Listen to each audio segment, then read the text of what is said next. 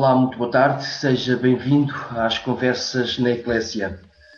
Durante este mês de agosto, o património menos conhecido das dioceses está em destaque. Desta vez, a nossa viagem vai até à Diocese de Leiria Fátima. Para falar deste património menos conhecido que esta diocese tem, eu tenho comigo o Dr. Marco Daniel Duarte.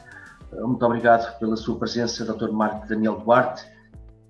Eu sei que a Diocese de Leiria Fátima tem muito património, basta falar em Fátima, vem logo à bairro ao santuário, mas esse já é muito conhecido.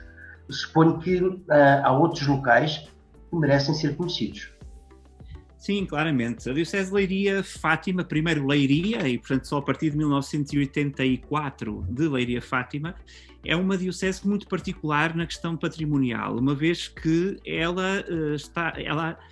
o seu território está nos confins de duas grandes dioceses históricas, nomeadamente a Diocese de Lisboa, que se estende a norte até chegar a este território, e a Diocese de Coimbra, que se estende a sul até chegar a este território. E, portanto, este lugar beneficiou dos movimentos culturais e artísticos que vêm desde o norte de Coimbra e do sul de Lisboa. E podíamos dizer que era uma espécie de Finisterra onde depois terminava a influência de um sítio e de outro.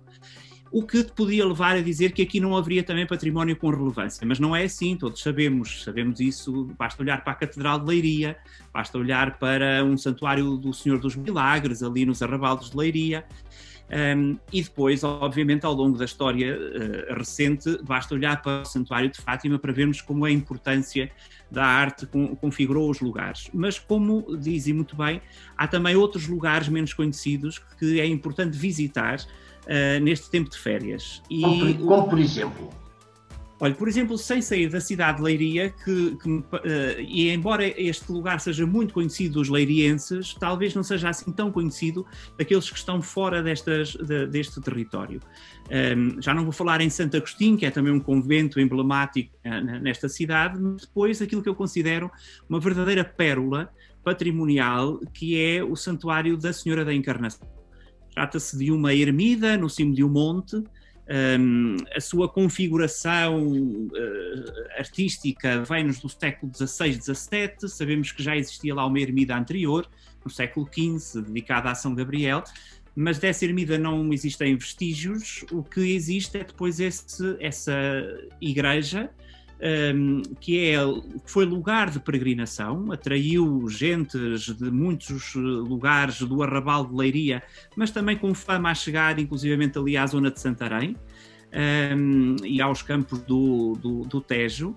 E esta capela, santuário, mostra-se como um bom exemplo da arquitetura dos finais do século XVI e inícios do século XVII, depois com alguns acrescentos no século XVIII. Por exemplo, tem uma Galilé típica para ser lugar de pernoita pelos peregrinos, à sombra dos muros daquela igreja.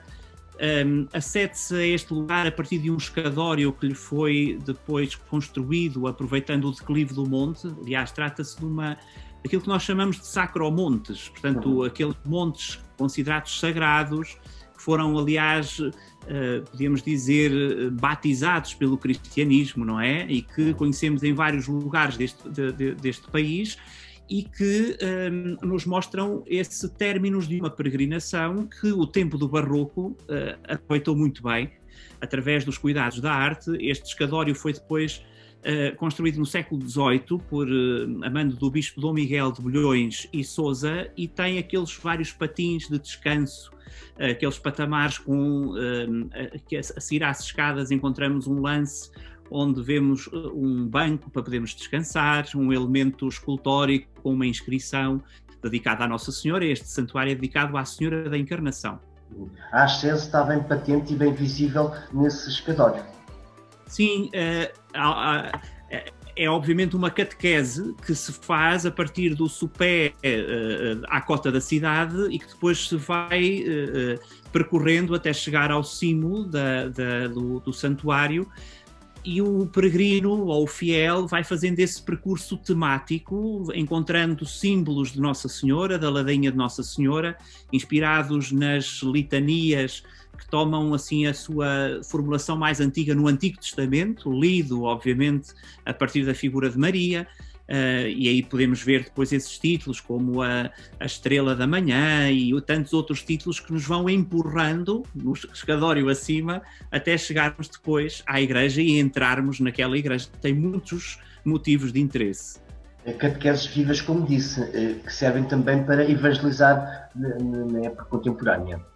Sim, não só no século XVIII, quando foram feitos, mas obviamente na época contemporânea. Aliás, tudo o que é obra de primeiríssima qualidade, e é disso que estamos aqui a falar, quer o exterior, quer o interior, quer inclusivamente a paisagem natural, não nos podemos esquecer que estes edifícios estão integrados numa paisagem que depois do século XX tornou um bocadinho mais agressiva com o crescimento do betão nas nossas cidades, e Leiria é infelizmente um caso típico disso, mas ainda assim todo aquele monte está muito cuidado do ponto de vista da vegetação e, portanto, essa catequese passa pela simbólica que está impressa através da arte da escultura, da arte da arquitetura, mas também a partir da natureza. E nós hoje estamos habituados já a ouvir os papas dizerem-nos que a natureza é também não apenas o lugar de deleite dos olhos, mas ela própria uma autêntica catequese, que nos tem que alertar sobre o que é a condição humana no século XXI.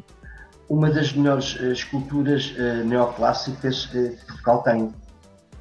Sim, sem dúvida nenhuma. A peça que consubstancia o orago daquele lugar, a Senhora da Encarnação, a escultura Nossa Senhora da Encarnação, é uma belíssima peça que no panorama da imaginária portuguesa tem um destaque, uma vez que o neoclássico não se deu muito bem com a ideia religiosa. Portanto, sabemos que o barroco e a religião tiveram, enfim, um laço indissolúvel, mas depois a época seguinte, estética, portanto o neoclássico, por ser mais racional, pode ter algumas dificuldades em penetrar naquilo que eram os gostos dos encomendantes. E aqui estamos perante uma belíssima peça desta época. A Senhora da Encarnação é configurada de uma forma muito iconograficamente muito pensada. Ela aparece normalmente com o Espírito Santo no peito. Aqui neste caso o grande atributo que esta escultura apresenta é um livro numa das mãos, e esse livro é nem mais nem menos do que a palavra, o verbo é encarnado, e portanto que dá obviamente ao mistério da encarnação e à titulatura de Nossa Senhora da Encarnação. Portanto ela apresenta-se de uma forma muito erudita, como é típico do neoclássico. Um santuário a visitar então neste mês de agosto, época de veraneio, para todas as famílias. Sim, sem dúvida, é um belíssimo passeio, mesmo que, enfim, um agosto esteja mais quente, compensa subir o escadório. Se for mesmo muito, muito quente essa tarde em que estejamos de visita ao Santuário da Senhora da Encarnação, podemos fazer ao contrário, subir de carro até ao santuário e depois fazer a experiência a pé, descendo. Mas a experiência mais interessante era de facto subir a pé o escadório até ao santuário e depois lá dentro podermos ver uma série de peças, quer as telas do ciclo da vida da Virgem, quer a azulejaria do século XVII, de padrão. Portanto, tem muitos pontos de interesse, para além da belíssima vista que se vê depois sobre a cidade de Leiria. Eu sei que tem mais 2 locais a apresentar neste roteiro menos conhecido. Sim, completamente menos conhecido, e gostava também de aproveitar para além dos lugares serem pouco conhecidos, também este tipo de arte ser menos conhecida e por isso menos apreciada. Eu vou falar de 2 exemplos de arquitetura contemporânea. Às vezes temos alguma dificuldade em relacionarmos-nos com estes espaços contemporâneos, e a Diocese de Leiria-Fátima tem alguns belíssimos exemplos da arquitetura da época do Concílio do Vaticano II. E o exemplo que gostava de sublinhar é a Igreja Paroquial de Santa Eufémia. Também numa zona periférica da cidade de Leiria, é uma construção que se deve ao arquiteto João Mota Lima, e data de 1968, portanto estamos a falar mesmo ali já nos anos que seguem ao concílio. Pós-concílio, ainda ele fervia ainda. Ainda fervia, ainda estava a impregnar as suas ideias em quem iria fazer igrejas. Como é que agora, temos aqui um tema novo na igreja, como é que construímos igrejas que signifiquem esta reflexão tão profunda e revolucionária que o Concílio do Vaticano II trouxe à igreja. E esta igreja, agora com letra minúscula, não é, de Santa Eufémia, diz-nos claramente sobre essa época. Em primeiro lugar, na tentativa de uma espacialidade que já não é a espacialidade típica das igrejas anteriores ao concílio, ainda que não a tenha completamente definida, e portanto vemos que é mesmo uma igreja de transição que tem algumas indefinições que depois mais tarde vieram a ser colmatadas. Por exemplo, o sacrário desta igreja esteve durante muito tempo ainda sobre o altar, o que não está de acordo com a reflexão conciliar, e portanto vemos como ela está mesmo ali nos inícios do aplicar a reflexão dos padres do concílio ao tema da arquitetura. Mas tem depois outros aspectos que a tornam claramente já uma igreja do pós-concílio, nomeadamente os materiais que são usados através do desafio de perceber se os materiais, tal como eles são dignos de servirem uma igreja, um espaço sagrado. E por isso se deixa a pedra à vista, já conhecíamos, não é? A madeira à vista já conhecíamos, mas o tijolo, a tijoleira à vista, é nestas épocas que está a ganhar terreno. Portanto, a dignidade dos materiais, mesmo que sejam a priori simples, tem essa dignidade de constituir os alçados de uma igreja. E mais ainda o betão à vista, os cimentos. E ainda hoje nós vemos alguns crentes com alguma dificuldade com estas igrejas, precisamente porque a sua reflexão ainda não atingiu esta questão de perceberem como os arquitetos e os engenheiros desta época procuraram traduzir aquilo que era a reflexão dos padres da igreja desse momento. E outra questão muito importante aqui foi o chamar artistas contemporâneos, e aqui tem um especial relevo o mestre Joaquim Correia, que é um homem que trabalha em Lisboa, ligado à Faculdade de Belas Artes. Ele foi escultor, foi professor na Faculdade de Belas Artes, mas ele era mais ou menos conterrâneo da paróquia em que estava a trabalhar. Ele é da Marinha Grande, portanto faz parte do território de Leiria Fátima, e é chamado a fazer obra escultórica nesta igreja, obviamente uma obra do seu tempo, não repetindo modelos, mas inovando nesses modelos. E a ele se deve o batistério, a ele se deve uma escultura na fachada da igreja, nem mais nem menos do que um Cristo ressuscitado. É também o tempo de aparecer a estas novas temáticas de forma muito clara nestas igrejas, e a ele se deve uma tapeçaria feita na Manufatura de Tapetarias de Porto Alegre, que é uma obra-prima que representa a Última Ceia, através das suas cores. Portanto, ele ali não foi apenas escultor, mas também pintor. Eu suponho que há outra obra que merece também destaque, ou neste caso outra igreja. Outra igreja, sim.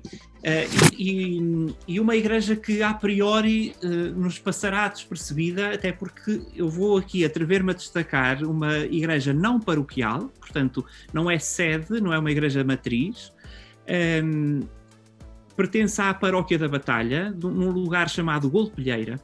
É uma igreja dedicada a Nossa Senhora de Fátima, e que foi edificada nos anos 50 do século passado, do século XX, como uma igreja paroquial, podemos dizer, incaracterística, portanto, sem qualquer particularidade de detença do ponto de vista arquitetónico, mas que nos inícios do século XXI, portanto, virado o século, a comunidade entendeu reformular o espaço celebrativo e chama então uma equipa de arquitetos que se vai dedicar à reformulação desse espaço, usando até alguns elementos de outras igrejas e de uma igreja até muito conhecida. Por exemplo, o altar que vai depois ser recolocado nesta igreja era o altar antigo da Basílica do Santuário de Fátima, da Basílica mais antiga, que foi pedido ao santuário, o santuário cedeu esse altar para esta igreja. Mas aquilo que depois transfigurou o espaço foi a ousadia de guarnecer os vãos daquela igreja com uma campanha de vitrais encomendados a uma pintora, uma artista de Leiria, Sílvia Patrício. É muito conhecida em alguns meios porque foi ela que figurou os pastorinhos de Fátima para a canonização, aquelas grandes telas que estavam na Basílica no dia da canonização pelo Papa Francisco. E ela então faz uma série de vitrais que vêm transfigurar o espaço com a luz, com a cor, e que leva àquela comunidade, afinal, que não mereceria uma visita ou que ninguém se lembraria de visitar, a ter uma igreja que é de facto digna de ser experimentada do ponto de vista estético. Podemos dizer que, pela forma como falou e explicou este património, ou estes 3 exemplos de património que a Diocese tem, é que há uma ligação afetiva também com eles. Da parte do Dr. Marco Daniel Duarte estas 3 igrejas. Sim, eu sou um apaixonado pelas manifestações artísticas que a humanidade faz. E, portanto, eu consigo entusiasmar-me quando tenho bons exemplos para falar. Neste caso concreto, gosto particularmente destes espaços pelas razões que apontei. O primeiro é mais consensual e, podemos dizer, mais clássico naquilo que é o gosto que as populações têm. E tem, sobretudo, uma finura de tratamento ao nível da arte que me leva sempre a destacá-lo. Os outros 2 espaços estou claramente ligados a eles pelas mesmas razões que me ligam a qualquer boa obra de arte, isto é, entendo sempre que a arte é espelho de cada época e ela só é verdadeira se assim for. Portanto, se nós hoje, em 2021, estivermos a construir uma igreja à maneira do que as igrejas eram construídas no século XII, ou no século XVI, ou no século XVII, estamos a trair aquilo que é a nossa forma de pensar, a nossa forma de estar, e, portanto, a reflexão que hoje a Igreja nos leva a dizer que somos Igreja, tem, obviamente, que quando é plasmada artisticamente, tem que ser espelho daquilo que pensamos. E é essa a razão pela qual eu me entusiasmo. Ok, muito obrigado, Dr. Marco Daniel Duarte, por estas explicações sobre este roteiro menos conhecido da Diocese de Leiria-Fátima, 3 pérolas menos conhecidas, mas que merecem uma visita neste mês de agosto. As conversas na Eclésia voltam amanhã.